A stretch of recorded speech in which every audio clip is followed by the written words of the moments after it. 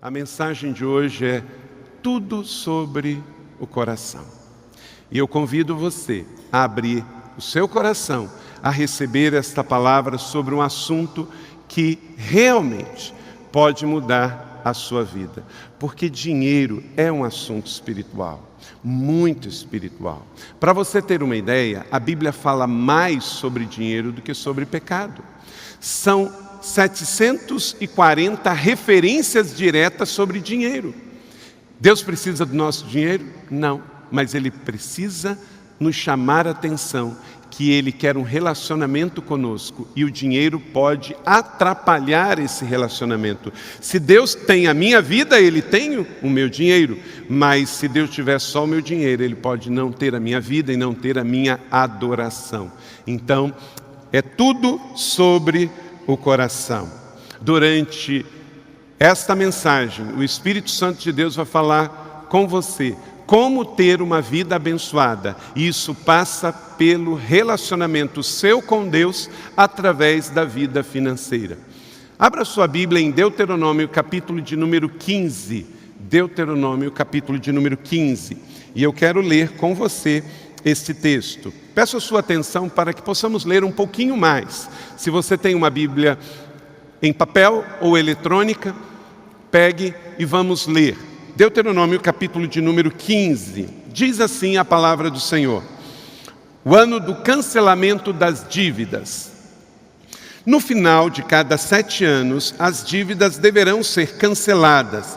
Isto deverá ser feito da seguinte forma: todo credor cancelará o empréstimo que fez ao seu próximo. Nenhum israelita exigirá pagamento do seu próximo ou de seu parente, porque foi proclamado o tempo do Senhor para o cancelamento das dívidas. Vocês poderão exigir pagamento do estrangeiro, mas não terão que cancelar qualquer dívida de seus irmãos israelitas, mas poderão cancelar qualquer dívida de todos os irmãos israelitas. Assim, não haverá pobre algum no meio de vocês, pois na terra que o Senhor, o seu Deus, lhe está dando como herança, para que dela tomem posse, Ele os abençoará ricamente, contanto que obedeçam em tudo o que o Senhor, o seu Deus, e ponham em prática toda esta lei que hoje estou dando. Pois o Senhor, o seu Deus, os abençoará conforme prometeu, e vocês emprestarão a muitas nações, mas nenhum tomarão emprestado. Vocês dominarão muitas nações, mas por nenhuma serão dominados. Verso 7. Se houver algum israelita pobre em qualquer cidade da terra que o Senhor, o seu Deus, lhes está dando, não endureçam o coração, nem feche a mão para com o seu irmão pobre. Ao contrário, tenham mão aberta e empreste liberalmente o que lhes precisar. Cuidado, que nenhum de vocês alimente esse pensamento ímpio. Entre aspas, ele explica, o 7º ano, raciocinando, o cancelamento das dívidas está se aproximando, e não quero ajudar o meu irmão pobre. Fecho parênteses. Ele poderá apelar para você, e você será culpado deste pecado. Dê-lhe generosamente, sem nenhuma relutância no coração, pois por isso o Senhor, o seu Deus, abençoará em todo o seu trabalho e tudo o que você fizer. Verso 11, sempre haverá pobres na terra, portanto, eu lhes ordeno que abra o coração para o seu irmão israelita, tanto para o pobre como para o necessitado na sua terra. Aí o texto segue, fala agora da libertação dos escravos, que na época tinha, porque os impérios dominavam uns aos outros, então eles vinham com os despojos de guerra e também com os escravos. Mas da mesma maneira, de 7 em 7 anos, devia libertá-los. Mais à frente, verso 19, vai falar, nesse capítulo, de uma terceira coisa que é primícia. Então ele fala de perdoar a dívida, fala de libertar os escravos e fala de primiciar com alegria. Diz o texto: separe para o Senhor o seu Deus todo o primeiro macho de todos os seus rebanhos. Não use a primeira cria das suas vacas para trabalhar, nem tosqueie a primeira cria de suas ovelhas. Todo ano você e sua família as comerão na presença do Senhor, o seu Deus, no local que Ele mesmo escolher. Se o animal tiver algum defeito, manco ou cego, e tiver qualquer defeito grave, você não poderá sacrificá-lo ao Senhor, o seu Deus. Coma-o na cidade onde estiver morando. Tanto o cerimonialmente impuro quanto o puro comerão, como se come a carne da gazela ou do veado. Mas não poderá comer o sangue, derramando no chão, como se fosse água. Que o Senhor aplique esta palavra no meu e no seu coração. Amém? O que tem a ver esse texto conosco? Esse texto foi revelado por Deus a Moisés, que o escreveu na lei do Senhor, há mais de 3.000 anos atrás. O que tem a ver isso conosco em São José dos Campos no século XX? Século XXI? Tem tudo a ver, porque esse é um texto de princípios. Nós não estamos na lei, nós estamos na graça, mas o Senhor Jesus não destituiu a lei para estabelecer a graça, mas Ele trouxe uma compreensão melhor e mais ampla do que a graça, do que a lei. E você pode perguntar: ah, pastor, mas esse negócio de doação e de dízimo, isso é coisa da lei. Sim, é coisa da lei. Quem disse que não é? Mas Jesus destituiu a lei para instituir a graça? Não, em absoluto. E também, deixa eu te lembrar, outras coisas que estão instituídas na lei juntamente com o dízimo. Por exemplo, casar. Casar foi instituído na lei. Você continua acreditando que casar é o mandamento de Deus? Sim. Honrar pai e mãe também foi instituído na mesma lei. E você diz que agora não vai honrar mais? Absolutamente que não. Vir e adorar ao Senhor no seu templo, isso também foi instituído na lei e você continua fazendo até hoje. Então, por que às vezes nós somos, alguns, não você, seletivos ao dizer que isso é coisa da lei? Porque toca num assunto espiritual que muitos têm dificuldade: dinheiro. Você não fala isso de honrar pai e mãe, você não fala isso de vir à igreja, você não fala isso com relação ao casamento, mas fala com relação ao dízimo. Por quê? Porque isso fala de dinheiro, e aí tocou numa área frágil de muitas pessoas.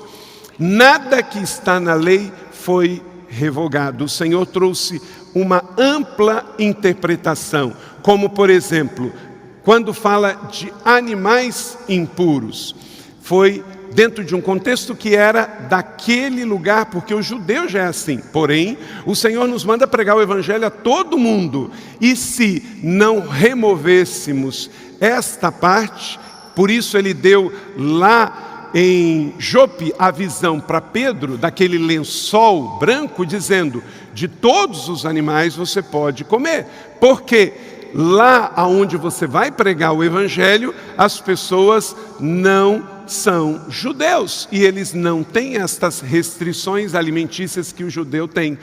O Senhor Jesus não falou para o judeu passar a comer, Ele só disse que aonde formos pregar o evangelho, nós vamos precisar olhar de uma maneira mais ampla. Então, esse é um assunto extremamente espiritual, e o Senhor quer abençoar a sua vida financeira de uma maneira que você entenda que a sua relação com a prosperidade tem a ver com a sua obediência em observar preceitos como esse. E aqui nós vamos tirar 5 princípios sobre o entendimento que esta questão é sobre o nosso coração. Não tem a ver com Deus. Deus já disse o que é para ser feito. Na Bíblia já está claro para ser feito. Então temos que esclarecer bem a nossa mente, para que ela vença os desejos do pecaminoso coração, que todos nós, por estarmos no mundo em pecado, somos expostos todos os dias. E é muito interessante aqui, eu quero te lembrar que você é uma pessoa abençoada. E não é o fato de você dar algo para Deus que faz você abençoado. Você já é. Leia comigo um texto que está em Efésios capítulo 1, 3 e 4. Paulo dizendo aos Efésios, leia comigo. Bendito seja o Deus e Pai de nosso Senhor Jesus Cristo, que nos abençoou com todas as bênçãos espirituais, onde? Nas regiões celestiais em Cristo, porque Deus nos escolheu nele antes da criação do mundo. Querido, não é algo que você vai fazer para Deus que faz você abençoado. Você já é abençoado. Você tem uma vida abençoada por Deus, porque Ele já te escolheu, Ele já está dentro de você. Então não pense assim, porque eu quero ser abençoado, eu dou o dízimo. Porque eu quero ser abençoado, eu dou uma oferta. Porque eu quero ser abençoado, eu vou servir no ministério da igreja. Não, você já é abençoado e abençoado com toda a sorte de bênção. E porque você é uma pessoa abençoada, você tem a alegria em ofertar, a alegria em dizimar, a alegria em saber que você é parte. E por isso você dá os seus dons, talentos e os seus bens. Você é uma pessoa abençoada. Não aceite que alguém diga o contrário. Nunca aceite que alguém diga que você é um desgraçado, porque Deus diz que você é um abençoado. Quem tem Jesus tem tudo. Quem tem Jesus tem a certeza de que Ele é abençoado, e abençoado, como diz esse texto, em todos os lados e nas regiões celestiais em Cristo Jesus. Quer dizer, do céu para a terra. Então eu preciso perguntar aqui, quem aqui é abençoado por Deus? Isso, entenda isso, você é abençoado. Não é o que você vai fazer que faz você abençoado. Não é o fato de vir à igreja que você é abençoado. Não é o fato de dar o dízimo que você é abençoado. Você é abençoado porque você é de Jesus, você é dele. E é por isso que você quer vir à igreja. E é por isso que você quer dar o seu dízimo e ser um ofertante, entende? É diferente, não é dar para receber, é porque você recebeu que você dá. Você não é um interesseiro, você é um apaixonado. É diferente, você é apaixonado por Deus, pelo reino de Deus, pela obra de Deus. Então, você dá porque você foi encontrado por Ele. Você saiu das trevas para a luz. Você estava perdido e foi encontrado. Você é sal da terra e luz do mundo. Então entenda isso, você é abençoado. Deixa eu te contar uma história do Velho Testamento sobre isso, que é muito interessante. Antes de ter o povo de Israel como nação, antes mesmo de Josué atravessar o Rio Jordão e conquistar as cidades com as 12 tribos, aquela região era a região de Canaã. Canaã. Então quem vivia ali? Os cananitas. E o que eram os cananitas ou cananeus? Era um grupo de povos que viviam ali. Viviam os hititas, os jebuseus que viviam lá em Jerusalém, os amorreus, os filisteus que viviam na beira da praia. Então, todos esses povos tinham seu rei, tinham um povoado, e estes jebuseus, hititas, amorreus, filisteus formavam o povo da terra de Canaã. E um dia, um rei, vendo que o povo de Israel estava sendo abençoado e prosperando, ele contratou um camarada que fazia trabalho, isto é, um macumbeiro, digamos assim, um cara que fazia trabalhos espirituais, e ele contratou ele, o rei chamado Balaque. Balaque era um rei de Canaã, um rei daqueles povos pagãos que estavam ali. E ele contratou um homem chamado Balaão, e falou assim: Balaão, você vai fazer o seguinte, Balaão, você vai fazer um trabalho, eu vou te dar um dinheiro para você amaldiçoar esse povo que está prosperando nessa terra, porque esse povo está prosperando demais. Eles plantam e colhem, eles prosperam, as suas vacas dão cria boa, as suas cabras dão boa cria, e eles estão crescendo e prosperando. Então está aqui, Balaão, um dinheiro, e faz um trabalho para que eles possam ser amaldiçoados. É impressionante, gente, que tem gente fazendo isso até hoje. Tem gente fazendo isso até hoje. Cobra para fazer trabalho de feitiçaria, para separar namorado, para separar casal, para fazer empresário entrar em ruína. E eu quero dizer uma coisa: cobra come cobra. Quem não tem Jesus está exposto. Aí o mal acaba tomando lugar. Mas quem é de Jesus, maior é o que está em nós do que quem está no mundo. Aí, meu filho, todo o encanto perece.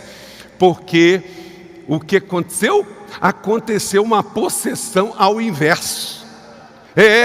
Um negócio aqui foi muito interessante. Balaque contratou Balaão e falou assim: você vai amaldiçoar o povo de Israel. Sabe o que aconteceu? Balaão teve que entregar para o rei um oráculo. O cara que era feiticeiro, Deus é Deus, ele pode qualquer coisa, ele possuiu aquele homem que tinha um envolvimento com as trevas, e olha o que ele teve que dizer para o rei que o contratou. Olha só, Números 23, 19 a 20. Olha que coisa linda, gente. O Senhor então entregou esse oráculo para Balaão entregar para Balaque, o rei que era contra Israel. Deus não é homem para que minta, nem filho do homem para que se arrependa. Acaso ele fala e deixa cumprir? Acaso promete e deixa de cumprir? Leia comigo. Recebi uma ordem para abençoar, ele abençoou e eu não posso mudar. Aleluia! Sim, já imaginou? O rei contrata o feiticeiro, paga e fala assim: profere maldição. Aí o cara chega lá e diz: olha, o Senhor mandou dizer, o que ele abençoou está abençoado. Perdeu o playboy, perdeu o seu dinheiro. Oh, glória! Gente, não tem jeito. Sabe por quê? Deus abençoou e pronto. O diabo pode espernear, o mundo pode espernear, mas Deus abençoou. É por isso que a igreja do Senhor Jesus passou por 70 anos no comunismo no leste europeu, mas sobreviveu. Na China há uma opressão contra a igreja de Jesus, mas ela subsiste. No mundo inteiro, 21 séculos de cristianismo, é perseguição em cima de perseguição. Cristãos é o grupo que mais sofre perseguições em todo o mundo, ainda no século 21. Este povo é abençoado por Deus. Deus instituiu a sua igreja e Ele disse que as portas do inferno não prevalecerão contra ela, porque Ele decidiu abençoar e abençoou. Começou no Oriente Médio, foi para a Europa, da Europa foi para o Novo Mundo, chegou até nós, chegou até você, e esta bênção estará contigo e a sua descendência, porque esta é a decisão do Senhor. Ele abençoou e pronto. Então, não tenha medo de peste que voa de dia ou de noite. Não tenha medo de trabalho que seja feito contra você. Você é abençoado. E aí, você entende isso. Então, porque você é abençoado, você agradece a Deus. E agradece através da adoração, através da oferta. Quando você dizima, você protege o que você recebeu. Quando você oferta, você está prosperando, porque oferta é além da lei, além da lei. E também preciso te dizer uma coisa muito importante. Embora que o dízimo está na lei, o dízimo é antes da lei. Sabe por quê? Noé deu o dízimo e Abraão deu o dízimo. E Noé era antes da lei e Abraão era antes da lei. A lei só passou a acontecer com Moisés. Moisés foi o homem que recebeu a lei de Deus lá no monte Sinai, e entregou ao povo a lei, e a partir dali passou a ter lei. Só que o dízimo, a oferta, tem a ver com a gratidão, é antes da lei. Aleluia! Então entenda alguns princípios sobre entender que tem a ver com o seu coração. E você tem que liderar o seu coração. Por isso Jesus nos ensinou em Mateus 7, 1 e 2 o seguinte: não julguem, para que vocês não sejam julgados. Pois da mesma forma que julgarem, vocês serão julgados. E a medida que usarem, também será usada para medir vocês. Está falando sobre dinheiro? Não, mas está falando sobre um princípio. Da mesma maneira que você recebe, você dá. Você dá sempre na mesma proporção que você também recebe. Por que você perdoa? Porque você foi perdoado. Por que que você dá? Porque você também precisa receber. É simples assim. Em Lucas 6, 37 e 38, Jesus diz: não julguem, e vocês não serão julgados. Não condenem, não serão condenados. Perdoem, e serão perdoados. Deem, e lhes será dado. Leia comigo. Uma boa medida, calcada, sacudida e transbordante será dada a vocês, pois a medida que usarem também será usada para medir vocês. É o critério da lei da semeadura e da colheita. A Bíblia foi escrita num contexto rural, e havia uma medida que a pessoa colocava no saco.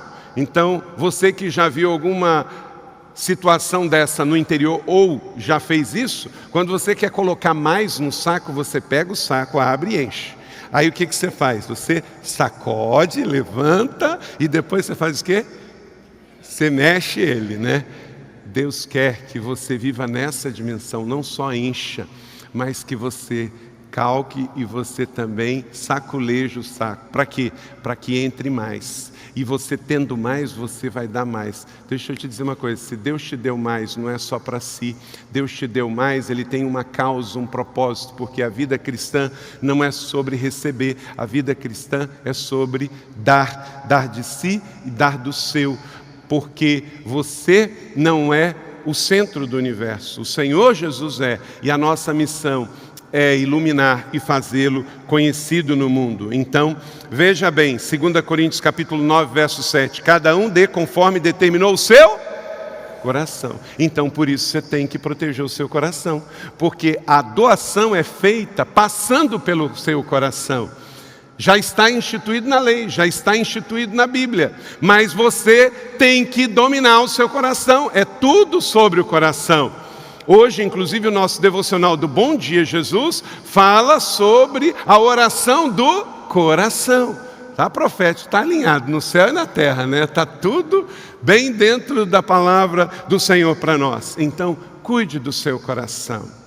O seu coração pode ser dominado pelo egoísmo, pela avareza, e você tem que entender que a fé deve dominar o coração, que a razão deve dominar o coração.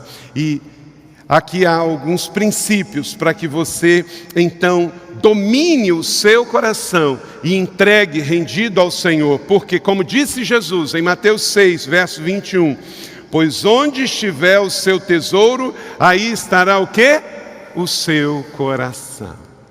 Entende? Então, é aí que vai estar o seu coração. Coloque o seu tesouro no Senhor.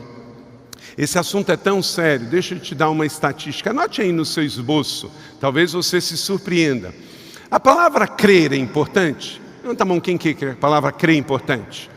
Sim, sem dúvida, porque nós cremos, a nossa fé vem por crer. Nós cremos, então professamos. Aparece na Bíblia, anota aí, 270 vezes a palavra crer. Uau, é importante. Aparece 270 vezes. A palavra igreja aparece 2 vezes no Evangelho de Mateus. Uau! Deixa eu te dizer mais. Você acha que a palavra orar é importante? Quem acha que é importante? Sim. Sabe quantas vezes aparece na Bíblia? 371 vezes a palavra oração aparece. Uau! Uma para cada dia do ano ou mais, né? Você acha que a palavra amor é importante? Muito importante, muito importante. E que a prova de que ela é importante, ela aparece na Bíblia, a palavra amor, o verbo amar, 714 vezes. Uau! Então, crer é importante, parece muitas vezes, 270. Orar é importante, parece 370 vezes. Uau, e amar. Amor é o fruto do Espírito, aparece 714 vezes. Agora, segura aí. Sabe quantas vezes aparece a palavra dar na Bíblia? 2.161 vezes. 62 vezes. 2.162 vezes. Sabe o que é isso?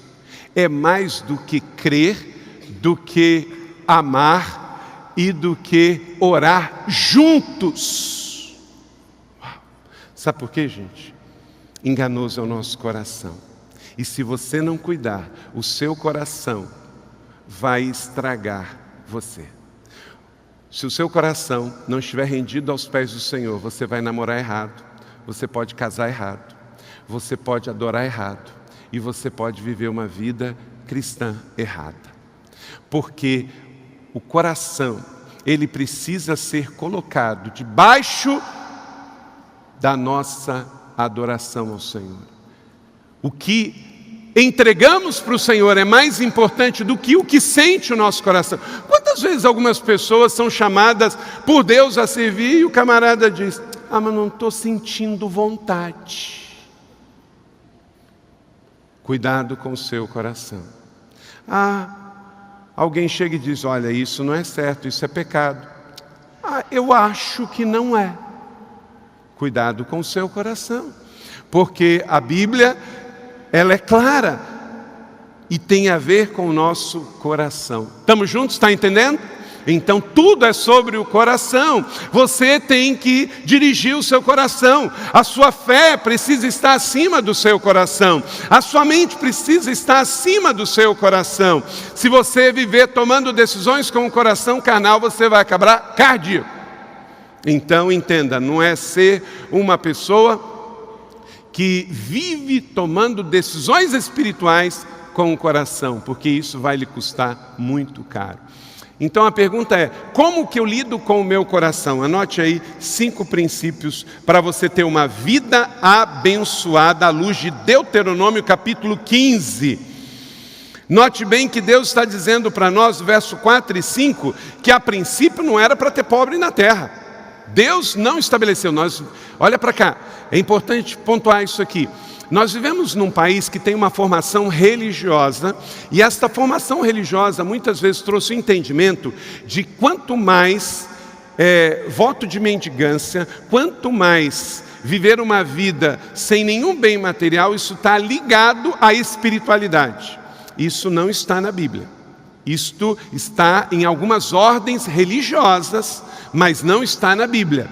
O que nos associa a uma espiritualidade saudável é a nossa fé em Deus, através de Jesus Cristo, pelo Espírito Santo, baseada na palavra, e porque Deus me amou, eu amo, porque Deus me deu, eu dou, porque a solidariedade, a fraternidade é uma virtude cristã, como acabamos de falar aqui sobre dar para um hospital como o GAC. Mas nós não somos daqueles que estamos dando para uma próxima reencarnação a gente vir a ter crédito para a nossa alma não ir pagar num porco, num bicho, numa coisa assim. Nós cremos em ressurreição e não em reencarnação. Amém? Nós já ganhamos, nós já temos e por isso nós damos. Um cristão dá por amor e não por interesse em outras vidas ter a sua alma purificada. Amém ou não? Isso. Então, entenda o seguinte: Deus queria uma terra plena, saudável e perfeita. Você já viu coisa mais rica do que a natureza? A gente tem água para todo mundo, tem comida para todo mundo, a terra bem cuidada, se plantando dá, porque Deus é um Deus de abundância. Quando Ele criou no Gênesis, Ele diz: e viu que tudo o que Ele fez era muito bom. Ele criou o homem, a relva, criou a fauna, a flora e tudo era muito bom. Aonde veio o problema? Com o pecado, porque aí veio as disputas, aí veio o egoísmo, aí veio o roubo. Olha o que aconteceu em São José dos Campos. Ontem nós tivemos uma greve de 5 horas dos motoristas, porque um pai de família que deixou uma filha de 17 anos morreu assassinado por rapazes que entraram para roubar um transporte coletivo. Gente, quanto tem num transporte coletivo em cash para ser roubado? Tem quase nada, gente, porque a maioria das pessoas andam hoje com vale transporte. Mata-se por R$100, mata-se por R$200, porque Mamon passou a cegar as pessoas matam por um par de tênis, matam por R$100, matam porque estão cegas, dominadas por essa entidade espiritual chamada dinheiro. Ficam seduzidos, aí entra a questão das drogas também. E aí, esse caos aí, uma vida de 50 anos ceifada na nossa cidade por causa de um assalto à mão armada. Entendemos que esse não é o plano de Deus. Deus criou tudo na abundância. Deus quer a abundância. Deus é um Deus de abundância. Aí veio, por causa da disputa, do egoísmo, a fome na terra, a miséria. Mas esse não era o plano de Deus. Agora é interessante que mesmo assim, o texto diz aqui em Deuteronômio que sempre haverá pobres na terra. Não era o plano de Deus, mas por causa do pecado, a lei teve que dizer sempre haverá pobres na terra. E lembra que Jesus falou essa palavra? Quando ele multiplica os pães lá na Galileia, ele lembra desse texto. Ele diz: os pobres sempre tereis convosco, mas dai-lhe vós de comer. É nossa responsabilidade. Olha só, gente, a história continua. A igreja é contra as drogas, não é contra? Qual a instituição que mais acolhe pessoas drogadas? A igreja. A igreja é contra o divórcio, não é? Qual a entidade que mais trabalha pela restauração de famílias? A igreja. Então, nós também não somos a favor da miséria, não somos a favor da pobreza, porque o nosso Deus criou um mundo perfeito. Isto veio em função do mundo. Mas mesmo assim, da mesma maneira que somos contrários ao divórcio e acolhemos divorciados, da mesma maneira que somos contrários às drogas e acolhemos drogados, também o nosso Deus, que não fez a miséria, que fez um mundo rico, nos manda dar para os pobres. O fato de dar não significa que a gente quer e que a gente promove. Tem filosofias e ideologias esquerdistas aí que parece que gosta de promover isso como uma bandeira para gerar quanto mais miserável, melhor. Porque na terra de cego, quem tem um olho é rei. Nós queremos empoderar as pessoas, queremos pessoas autônomas, queremos pessoas que possam prosperar e abençoar, pessoas que possam ter para si, para abençoar. Esse é o princípio. E aqui o Senhor nos fala então, para a gente lidar e não endurecer o seu coração, diz o verso de número 7 e 8. Vendo que tem necessidade, e não fomos nós que geramos essas necessidades, porque foi o mundo nos seus delitos e pecados de Satanás, mas nós não podemos, porque não fomos nós que criamos, fechar o nosso coração, porque Deus nos manda dar e abençoar. Primeiro princípio, aprenda a lidar com o seu coração retentor. Gente, nosso coração sempre quer, nosso coração quer mais. O seu coração quer reter, quer reter, quer reter, quer reter. Aí o Senhor ensina, verso 9, cuidado, não fica com esse pensamento não.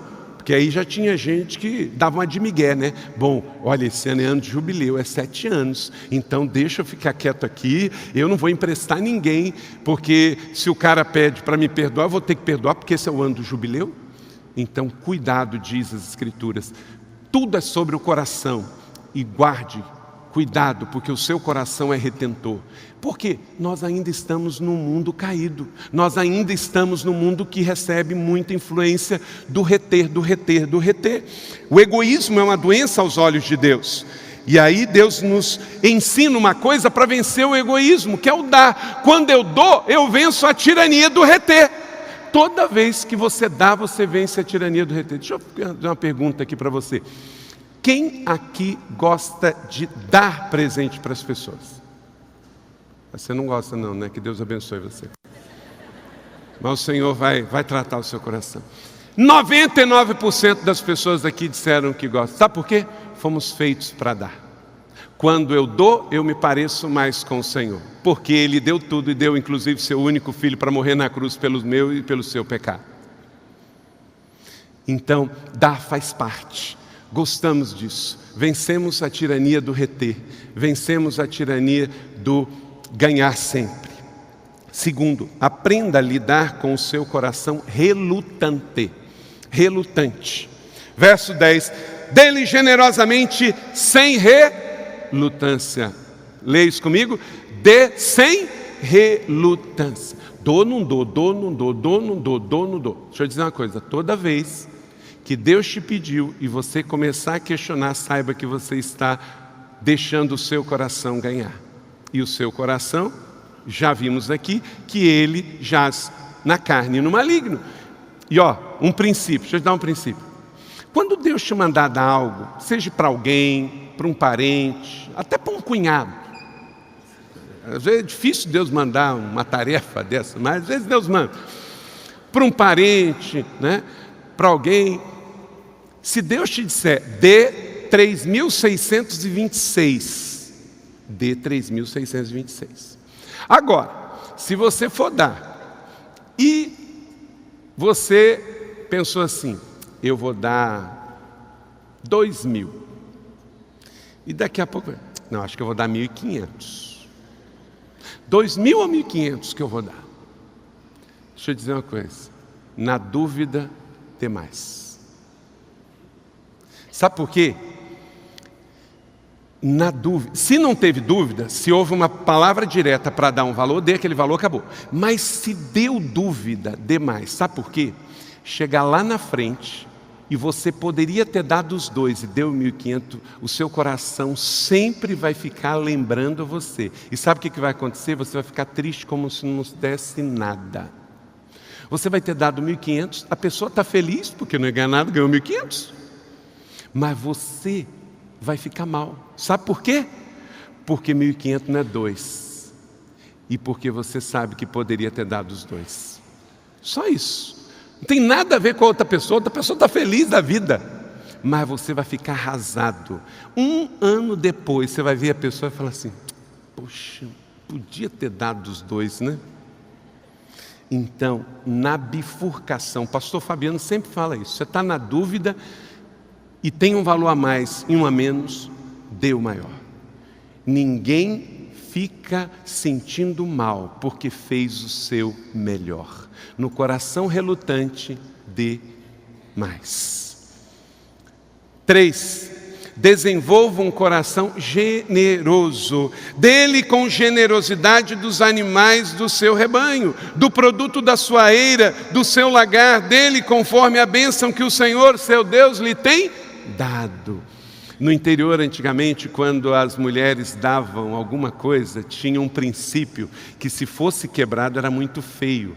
Você ganhou uma cesta de ovos. Ao devolver a cesta, não podia ir vazia. Você procurava uma outra coisa e colocava na cesta e dava. Esse é um princípio da abundância. Esse negócio não nasceu no inferno.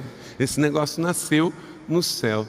Devolver com alguma outra coisa.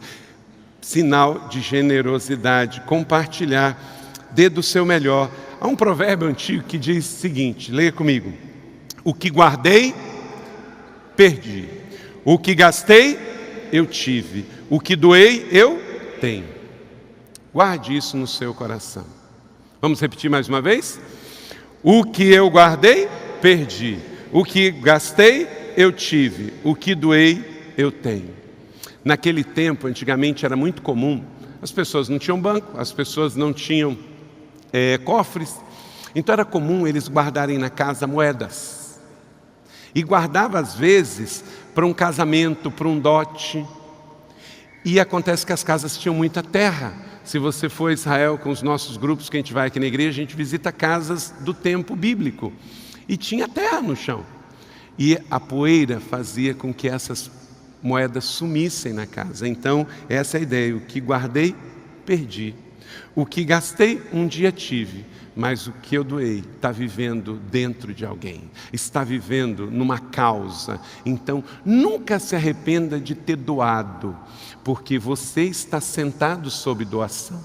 Alguém, essa igreja tem 75 anos. Você consegue imaginar o que já veio de gente antes de você e fez sobre este lugar? Então, se nós somos beneficiados pela doação, nós também devemos continuar que esta chama não apague. Seja generoso. O dinheiro é o teste mais rigoroso da sua fé. Não trate dinheiro como algo material, trate dinheiro como algo espiritual. Quando você dizima, quando você oferta, quando você doa, quando você primicia, você está fazendo algo que antes da lei era falado, na lei era falado e Jesus continuou falando, ao ponto de observar uma mulher dando tudo o que ela tinha na sinagoga em Cafarnaum. Então é um assunto espiritual e que eu e você sejamos sempre aprovados por Deus. Dê com amor, dê com alegria e você verá que isso vai voltar na boa medida, sacudida, calcada e transbordante sobre a sua vida, porque ninguém ganha de Deus. Quando você lê o livro do Robert Morris, você não vai querer mais parar, porque ele começa de uma maneira muito envolvente no contar as histórias da vida dele, algo que é realmente apaixonante, que traz princípios para as nossas vidas. Essa semana você vai poder começar a leitura. Quarto, desenvolva um coração agradecido. Como eu disse, você não vai dar porque você quer receber, você vai dar porque você já recebeu. Lembre-se que você foi escravo no Egito, que o Senhor te redimiu e hoje você está livre. Então você estava perdido, hoje você foi encontrado. Quando você traz e entrega no altar, você faz com gratidão. O ímpio, ele não é agradecido. O ímpio, ele está na rebeldia, ele está no pecado, ele não conhece. Mas você venceu a retenção, a relutância, é generoso e agora você é agradecido, porque Deus chamou, você então agradece. Você está no lucro, você está no salto positivo, você não está ferido, ofendido, você está grato. Amém? E quinto e último, desenvolva um coração primiciador, de trazer a Deus uma primícia. E aqui na igreja, quando recebemos essas primícias, elas são destinadas a abençoar as necessidades da casa dos mais de 40 pastores da igreja, principalmente da primícia da excelência de dar o seu melhor. Separe para o Senhor e você entrega para a bênção deste princípio.